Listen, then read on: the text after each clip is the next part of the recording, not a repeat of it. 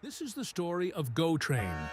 Not only how it began, but how it became bigger, heavier, faster, more capable, and more essential than its earliest builders could have guessed. It is also a story about scale. About a railway that began as a practical response to growing commuter pressure and slowly became one of the central machines of life in southern Ontario. A GO train may not have the theatrical romance of a steam locomotive, but it has its own kind of grandeur. It is a disciplined machine built for repetition, capacity, and reliability.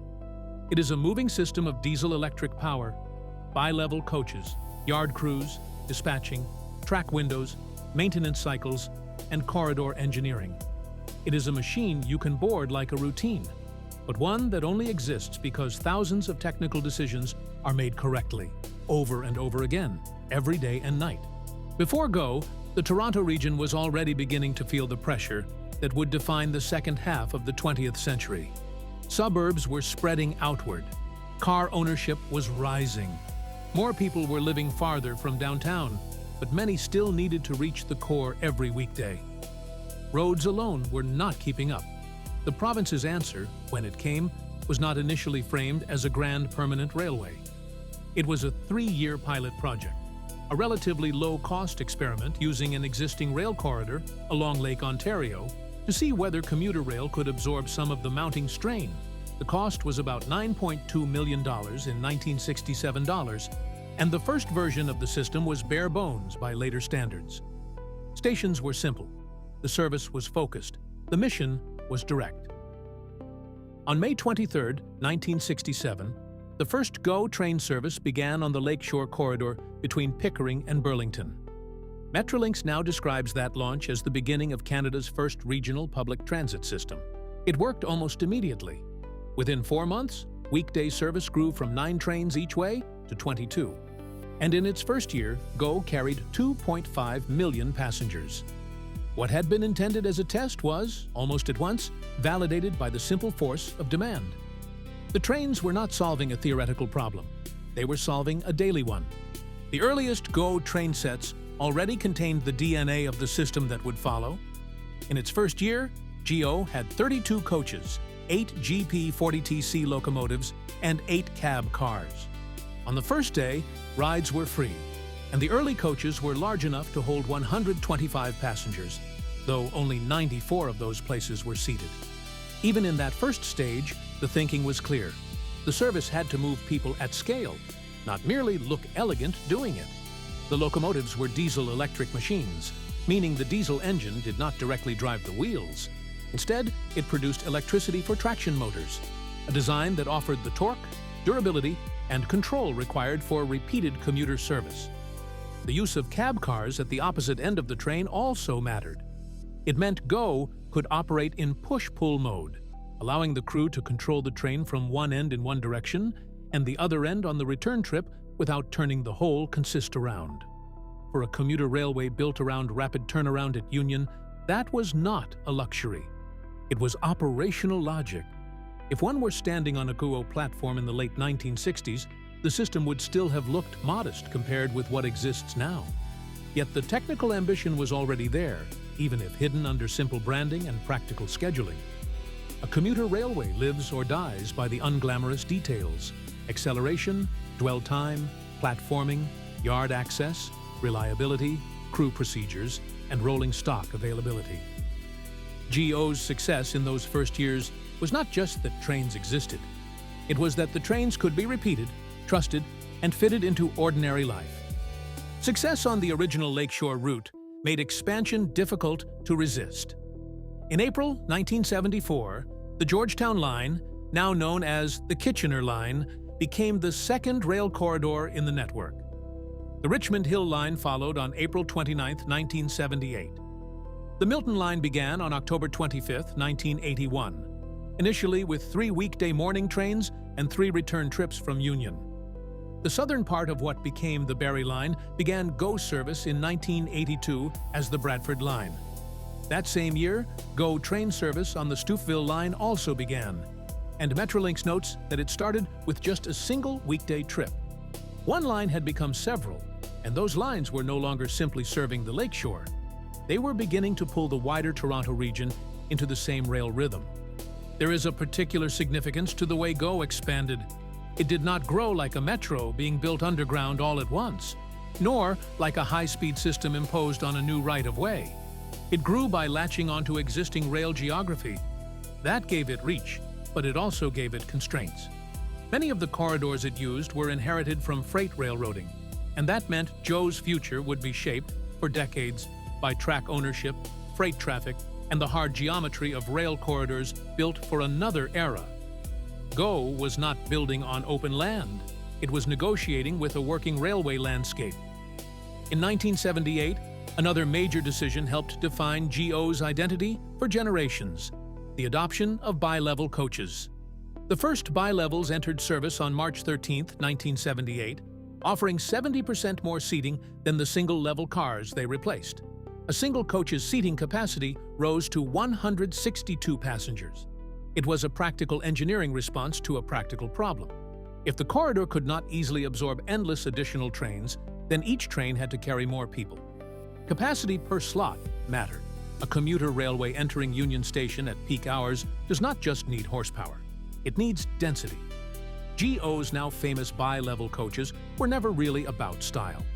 They were about moving a large human load through a constrained system. Metrolinx has even said that, for better or worse, this choice helped secure GO's direction as a traditional commuter service for decades. That choice gave GO one of the clearest visual identities in Canadian transportation. The bi-level coach is not subtle. It is tall, blunt, capacity-first equipment. It looks like what it is: a machine designed to pack in riders and keep moving. The interiors improved over time, but the basic proposition remained the same. GO was building a railway not around luxury, but around throughput. Even so, GO was not entirely rigid in its experimentation. Metrolinx notes that the agency also operated self-propelled, or SP, cars built by Hawker Siddeley that looked like regular coaches, but had a Rolls-Royce engine under the car body. They were an interesting branch in the family tree, a reminder that GO's early years were not only about fixed formulas, but about trying different ways to move the same commuter mass efficiently. In the long run, however, locomotive-hauled push-pull trains remained the backbone. They were scalable, robust, and well-suited to the stop-and-turn pattern at Union. By then, GO was becoming less a novelty than a habit. In winter, the platforms filled with riders under sodium light and blowing snow. In summer, the train shed at Union held lines of bi-levels waiting for the evening rush. Parking lots and bus loops grew around suburban stations because the service model assumed a rider arriving from a wider catchment area and then transferring to rail for the long pull into Toronto. This was not yet a frequent all-day regional rail network in the modern European sense. It was a commuter machine optimized for tidal movement, in toward Union in the morning, outward in the evening. And for decades, that was enough to make it indispensable. To understand why GO felt so durable, it helps to understand what kind of machine a GO train actually is. A modern GO locomotive is a heavy diesel-electric unit built to haul large bi-level consists repeatedly, in all weather, across a regional network that also intersects with freight rail operations. Metrolinx describes GO locomotives as weighing 129,000 kilograms and standing 4.7 meters from rail to roof. They can reach speeds of up to 144 kilometers per hour, and when hauling 12 coaches, a GO train can seat up to 1,944 people. Those numbers matter because they reveal the scale hidden inside what many riders experience as a simple commute. A full 12-car GO train is not merely a train in the casual sense. It is a moving regional people conveyor, a steel column designed to carry the population of a small village in one trip. The locomotives themselves evolved with the service. Between 2007 and 2008, GO received the then-new MP40 locomotives, which Metrolinx says came with 4,000 horsepower, top speeds of 144 kilometers per hour, and enough power to handle 12-car train sets while supplying both traction and head-end power, the onboard electricity needed for lighting, HVAC, doors, and other train functions. Later, newer Tier 4 locomotives arrived with 5,400 horsepower and AC traction motors. allowing better traction and faster acceleration. Metrolinx also notes that during periods of lower power demand, some GO locomotives can operate on a single engine to reduce fuel consumption, noise, and emissions. This is one of those details most riders never see, but it reveals how modern GO has had to evolve beyond raw pulling force toward a more careful balance of power, efficiency, and environmental performance. And that power has to be maintained somewhere. GO's growth was never only about trains on the main line. It also required industrial back-end space, fuel, inspection, washing, wheelwork, preventive maintenance, storage, and repair. The Willowbrook Rail Maintenance Facility in Etobicoke became one of the major hidden engines of the system. Metrolinx's historical material describes a 130,000 square foot service and maintenance building there, with a diesel shop capable of handling 4 to 6 locomotives at once, a coach shop with a drop pit to lower vehicles for maintenance, a semi-automatic wash bay, and bays for regulatory inspection and preventive upkeep. By 2018, Metrolinx described Willowbrook and a newer Whitby facility as servicing 78 locomotives and 796 coaches. For a rider, GO can look like a train arriving on schedule. For the system itself, GO is also a giant maintenance organism that must feed, inspect, park, clean, and cycle its fleet with precision. That is where the mega machine part of GO really reveals itself. Not in one locomotive by itself, but in the way the whole railway functions as a layered machine. Locomotives pull, coaches load, yard crews build consists. Maintenance staff inspect brake gear, cables, doors, HVAC units, wheels, and running gear. Dispatchers move trains through congested corridors. Signals carve safe paths through a network that is busier than it looks from the platform. Layover facilities hold equipment closer to where it will be needed next. Union Station absorbs the surge, empties a train, refills another, and sends it back out. A GO train is never only a locomotive and cars. It is always an operating chain. And that chain has had to overcome real obstacles. One of the biggest was freight rail. Because GO expanded largely on existing rail corridors, it often had to fit passenger service around freight operations, especially on lines where corridor ownership or traffic patterns limited flexibility. Metrolinx still describes part of the Kitchener corridor as a place where passenger needs must be balanced with freight operations, both crucially important for Ontario. That is a very polite way of describing a hard railway truth. A corridor has only so much capacity. Freight trains can be long, slow, and difficult to thread around dense passenger service. If a region wants more frequent GO trains, it often needs more infrastructure, more track, more passing opportunities, more grade separations, better dispatching, and in some cases more control over the corridor itself. GO's history is full of this tension between what riders wanted and what the track geometry would allow. Another major bottleneck was Union Station itself. GO's entire pattern of operation was, and remains, oriented around downtown Toronto. Metrolinx says at least 91% of GO's train ridership is to or from Union. That makes the station not just a stop, but the pressure point of the system. Union is now recognized by Metrolinx as Canada's busiest transportation hub, seeing more daily passengers than Pearson International Airport. Older Metrolinx materials described more than 200,000 GO train customers passing through on weekdays, and more recent updates place total daily station use around 300,000 when broader traffic is considered. For a commuter railway, that means every platform edge, track throat, concourse, staircase, signal, and schedule slot around Union matters immensely. A regional network can only be as fluid as the bottleneck at its core. That is why so much of GO's history involves engineering work that seems mundane until one understands what it unlocks. Extra tracks, platform upgrades, new concourses, signal improvements, track realignments, and storage capacity are not glamorous in the way a new train may be glamorous. But they are what allow more trains to enter and leave the core reliably. The Union Station rail corridor and the station itself have had to be repeatedly adapted so that GO could outgrow the limits of its older commuter pattern. Metrolinx's current Union material says plainly that the station is undergoing major transformation to support more trains, more service, and a better customer experience. Elsewhere in the network, Another kind of obstacle emerged at places where rail lines crossed each other at grade. Railways call these intersections diamonds, and they can be serious choke points when both corridors are busy. At West Toronto, GO's Georgetown corridor once crossed CP's North Toronto line at grade. Metrolinx explained the solution in straightforward engineering terms. Lower the GO tracks beneath the CP route, separate the movements, and improve reliability while reducing idling, noise, and delays. On the Barrie corridor, the Davenport Diamond was described as one of the busiest train intersections in North America. The answer there was another grade separation, this time an elevated guideway carrying GO over freight tracks and road traffic. These are not cosmetic projects. They are the kind of heavy civil works that transform a railway from something reactive into something more controllable. When a commuter system begins running more often, it cannot afford to be trapped by every freight crossing in its path. GO also had to overcome geography and weather. The Richmond Hill Line, running beside the Don River in a flood-prone corridor, offered a harsh reminder of that vulnerability in 2013.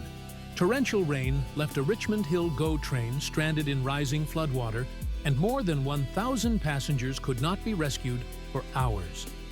Metrolinx later described this as a turning point that led to reinforced embankments, increased culvert capacity, improved monitoring, and better weather forecasting.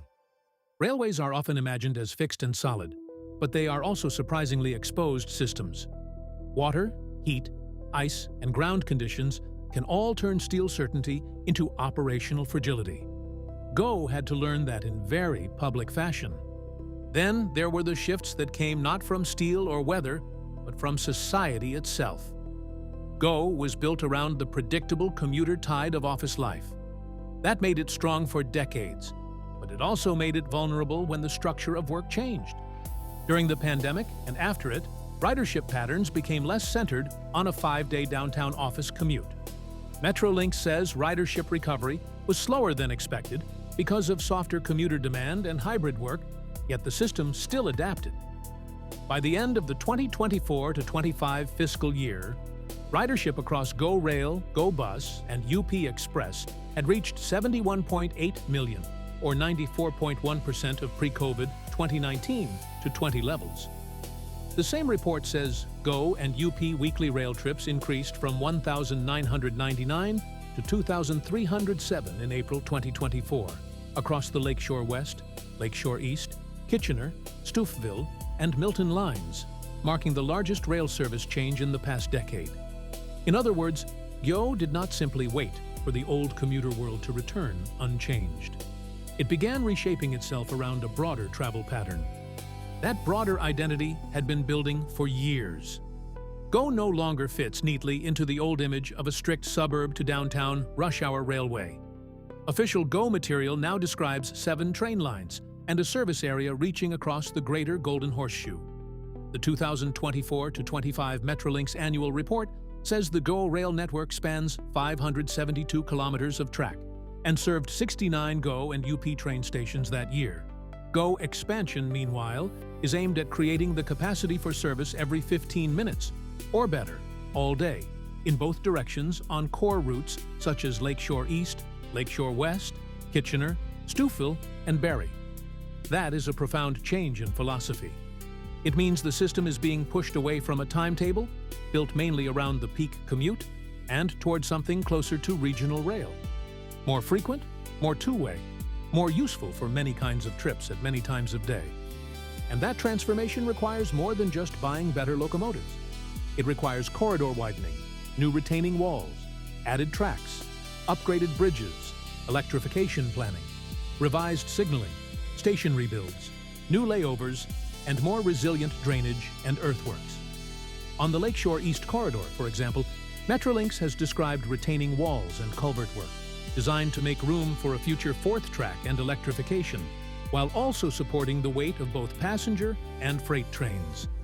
This is the kind of invisible work that defines modern railway expansion. Riders see an extra train later. Engineers see years of corridor geometry, soil retention, drainage, clearance envelopes, and staged construction. At the customer level, the trains themselves have also become more refined. GO's current rolling stock pages emphasize quieter floors, softer lighting, thicker seat cushions, more legroom, upgraded washrooms, and accessibility features. Those details may sound small beside horsepower and corridor capacity, but they reflect another truth about GO's history. A large machine survives by doing both the big and the small things well.